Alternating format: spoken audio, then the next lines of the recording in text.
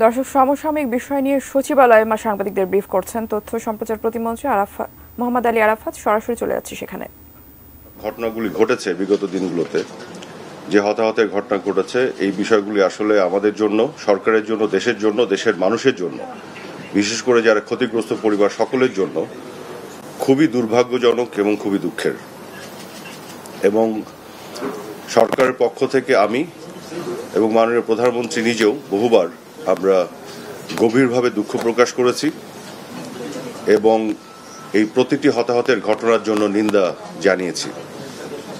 আপনারা জানেন যে মাননীয় প্রধানমন্ত্রী ঘোষণা দিয়েছিলেন 16 জুলাই জাতির উদ্দেশ্যে তার ভাষণে যে উনি একটি বিচার বিভাগীয় তদন্ত কমিশন গঠন করবেন, যেটি গঠিত হয়েছে। এবং এই বিচার বিভাগীয় তদন্ত কমিশন যেটি স্বাধীনভাবে প্রতিটি হতাহতের ঘটনার তদন্ত করে যারা এই দায়ী ব্যক্তিদের আইনের আওতায় আনা হবে। এবং এক্ষেত্রে আরেকটি ঘোষণা এসেছে, আপনারা জানেন, সেটি হলো যে প্রয়োজনে আমরা বিদেশি কোনো এক্সপার্ট তাদেরও সহায়তা নিব। ধরেন ফরেনসিক টেস্ট করা বা পোস্টমর্টমের যে প্রক্রিয়া, সেখানে যদি প্রয়োজন হয়। এটির কারণ হচ্ছে যে আমরা এখানে পুরোপুরি স্বচ্ছ এবং জবাবদিহিতায় থাকতে চাই। এবং আমি এতটুকু বলি যে আপনারা জানেন যে মাননীয় প্রধানমন্ত্রী ক্ষতিগ্রস্ত যারা হয়েছেন, যাদের পরিবারের সদস্যরা হারিয়েছেন এই হতাহতের ঘটনায়, তাদের অনেককে উনি গণভবনে দেখা করেছেন, তাদের সাথে কথা বলেছেন। এবং সেই সময় আমি উপস্থিত ছিলাম। এবং আবু সাইদ, আপনারা সবাই তাকে চেনেন, তার পরিবারের সদস্যরাও ছিল, তাদের সাথে আমারও আলাদাভাবেও কথা হয়েছে। তার ছোট ভাই সেখানে ছিল। যেটি বলা হয়েছে আমাকে যে আমরা কোনো কিছু চাই না, আমরা বিচার চাই। তো আমি যে কথাটি বলেছিলাম এটা আজকে আপনাদের সাথে শেয়ার করি। তার সাথে আমার কথা হয়েছিল যে আপনারা তো সবার আগে সর্বপ্রথম ক্ষতিগ্রস্ত, আপনার পরিবারের সদস্য হারিয়েছেন, কিন্তু আমরাও কিন্তু একইভাবে ক্ষতিগ্রস্ত। এই প্রতিটি মৃত্যুর জন্য, প্রতিটি হতাহতের ঘটনার জন্য আজকে সরকার এবং বাংলাদেশ ক্ষতিগ্রস্ত, দেশের মানুষ ক্ষতিগ্রস্ত। হয়তো কোনো একটি তৃতীয় পক্ষ এটার সুবিধা নিচ্ছে, কিন্তু যদি ক্ষতিগ্রস্ত কেউ হয়, প্রাথমিকভাবে ক্ষতিগ্রস্ত সেই পরিবার যারা সরাসরি তাদের সদস্যদের হারিয়েছেন। এবং তারপরে এই সরকার এবং এই দেশ এই মৃত্যুগুলোর ঘটনাগুলোকে ঘিরে আজকে বাংলাদেশের বিরুদ্ধে যে অপপ্রচার এবং আমাদের যেভাবে এক ধরনের বদনামি করার অপপ্রয়াস, কাজে আমরা ক্ষতিগ্রস্ত পক্ষের অংশ। কাজে আপনারা ক্ষতিগ্রস্ত হিসেবে যেমন বিচার চান, আমরা একইভাবে বিচার চাই। আমরা এটার গভীরে যেতে চাই এবং প্রতিটি দায়ী ব্যক্তিকে আমরা বিচারের মুখোমুখি করতে চাই। এই কারণে করতে চাই যে আমরা তো ক্ষতিগ্রস্ত। এখানে একটি মৃত্যুও আমাদের কাছে কাম্য ছিল না। আজকে যদি আমরা অতীতে যেতে পারতাম টাইম মেশিন দিয়ে, আমরা প্রতিটি মৃত্যু আটকে দেওয়ার সুযোগ থাকলে আমরা সেটা চেষ্টা করতাম। কারণ প্রতিটি মৃত্যু এবং হতাহত আমাদের বুকের উপরে ভারী হয়ে আটকে আছে।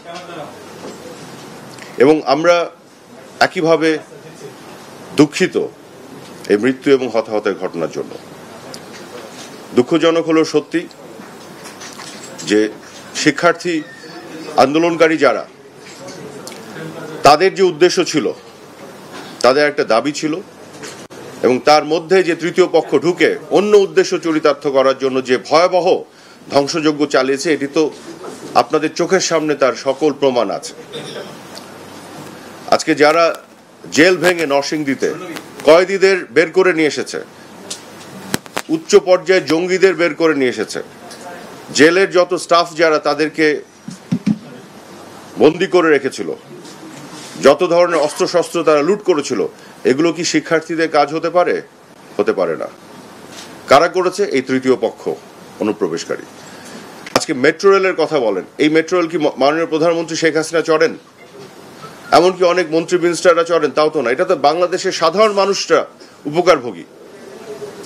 দুর্যোগ ব্যবস্থাপনা যে অধিদপ্তর, এর কাজ কি? পুরো দেশে যখন বিভিন্ন ধরনের দুর্যোগ আসে, সাধারণ মানুষের পাশে দাঁড়ানোর জন্যই তো কাজ করে। এই প্রতিটি সরকারি স্টাফ, সেতু ভবন, যেগুলো সাধারণ মানুষের জন্য কাজ করে। আপনি দেখেন যে টোল প্লাজাগুলো আজকে এক্সপ্রেসওয়ে বন্ধ, মেট্রো রেল বন্ধ, আজকে মানুষ ভুক্তভোগী। এগুলো যারা ধ্বংসযজ্ঞ চালিয়েছে, এটা তো পরিষ্কার, আপনাদের চোখের সামনে এই ধ্বংসপ্রাপ্ত জিনিসগুলো এখনো আছে। এটা কি শিক্ষার্থীদের কাজ হতে পারে? হতে পারে না। এটা করেছে সেই তৃতীয় পক্ষ সন্ত্রাসীরা, এবং তারা কিন্তু এমন অবস্থায় তৈরি চেষ্টা করেছে যেন এখানে হতাহতের ঘটনা ঘটে, টেনশন আরো তৈরি হয়, এবং তারা সেটাই ঘোলা পানিতে মাছ শিকারের চেষ্টা করতে পারে। কিন্তু দুঃখজনক হলো সত্যি তারা সরাসরি এখানে মুখোমুখি হয়নি। তারা শিক্ষার্থীদের ঢাল হিসেবে সামনে ব্যবহার করেছে, শিক্ষার্থীদের আবেগ অনুভূতিকে তারা অপব্যবহার করে এই কাজগুলো করেছে। এবং এখানে আমাদের যে সমস্যাটা হয়ে গেছে, আমরা শিক্ষার্থীদের প্রোটেকশনের জন্য উদ্বিগ্ন চিন্তা করছি, আমরা নিশ্চিত করতে চাই তারা তাদের নিরাপত্তা যাতে নিশ্চিত থাকে। এদিকে তাদের ফাঁকে যে সন্ত্রাসীরা এই কর্মকাণ্ড করছে তাদের উপরে আইনের প্রয়োগ করছে। এটি করতে যে খুবই কঠিন একটি সমস্যার মধ্যে, জটিল একটি অবস্থায় আমরা পড়ে গেছি। মাঝে মধ্যে এটাকে ডিফারেন্সিয়েট করাটা মুশকিল হয়ে যাচ্ছে। আজকে দেখুন, আমরা গতকালও মিটিং করেছি, তার আগের দিনও করেছি। আমরা দ্ব্যর্থহীনভাবে বলতে চাই, আইনের প্রয়োগ ঘটবে শুধুমাত্র সন্ত্রাসীদের উপরে। সুনির্দিষ্ট প্রমাণ সাপেক্ষে যাদের সম্পৃক্ততা পাওয়া যাবে এই ধরনের ক্রিমিনাল অফেন্স করার সাথে, যেটা পৃথিবীর যে কোনো দেশে যাদেরকে বিচারের আওতায় আনার জন্য যে ধরনের অন্যায় তারা করেছে সেগুলোকে করার যৌক্তিকতা আছে, তাদের উপরে আইনের প্রয়োগ ঘটবে, তাদেরকে গ্রেফতার করা হবে। কোনো সাধারণ শিক্ষার্থী কোনোভাবে যেন হয়রানির শিকার না হয়, এটি কিন্তু আমরা দ্ব্যর্থহীনভাবে বলেছি। এবং পুলিশ প্রশাসনকেও আমি এখান থেকেও বলতে চাই, তাদের সাথে আলাপ হয়েছে, যে সকল শিক্ষার্থীরা আন্দোলনে ছিল, স্লোগান দিয়েছে, পানি ডিস্ট্রিবিউট করেছে, তাদেরকেও যেন কোনোভাবে হ্যারাস করা না হয়, তাদের পরিবারের কোনো সদস্য যাতে কোনোভাবে নাজেহাল না হন। কারণ সকল শিক্ষার্থী এবং তাদের যে আন্দোলনের সাথে সম্পৃক্ত যারা, তাদের যে আবেগ অনুভূতি, সেগুলোকে আমরা শ্রদ্ধা করি, সেগুলোর সাথে আমাদের পুরো সমবেদনা এবং সমর্থন আছে। কিন্তু তাদের এই যে আবেগকে পুঁজি করে যারা ধ্বংসযজ্ঞ চালাচ্ছে, এটা তো আজকে পরিষ্কার। শিক্ষার্থীরা তারাই তো বলছেন যে এই ধরনের ধ্বংসযজ্ঞের সাথে তাদের কোনো সম্পর্ক নেই। জেল ব্রেক কি করতে পারে শিক্ষার্থীরা? জেলে ঢুকে জঙ্গিদের আনার এই বিষয় তো শিক্ষার্থীদের কাজ হতে পারে না। কাজে আমাদের বিষয়টি হচ্ছে যে আমরা নিশ্চিত করতে চাই কোনো শিক্ষার্থী যারা তাদের আবেগ নিয়ে আন্দোলনের সাথে ছিলেন, কোনোভাবেই যাতে একটি শিক্ষার্থীও নাজেহাল না হন। সেগুলোকে কি আমরা আটকে দিতে পারতাম না? আজকে আমি মনে করি অনেকের আবেগ অনেক জায়গায় পৌঁছে গেছে, সেখানে যুক্তি অনেক সময় কাজ করে না, কিন্তু আমাদের তারপরেও সামনের দিকে যে কোনো ধরনের অশান্তি তৈরি করার যারা সুযোগ নিয়ে বসে আছে, আরো হতাহতের ঘটনা ঘটাতে চায়, সেই জায়গাতে আমাদের একটু ধৈর্য ধরা, আবেগ নিয়ন্ত্রণ করা এবং যুক্তি দিয়ে চিন্তা করতে হবে। এই আহ্বান আমি জানাতে চাই।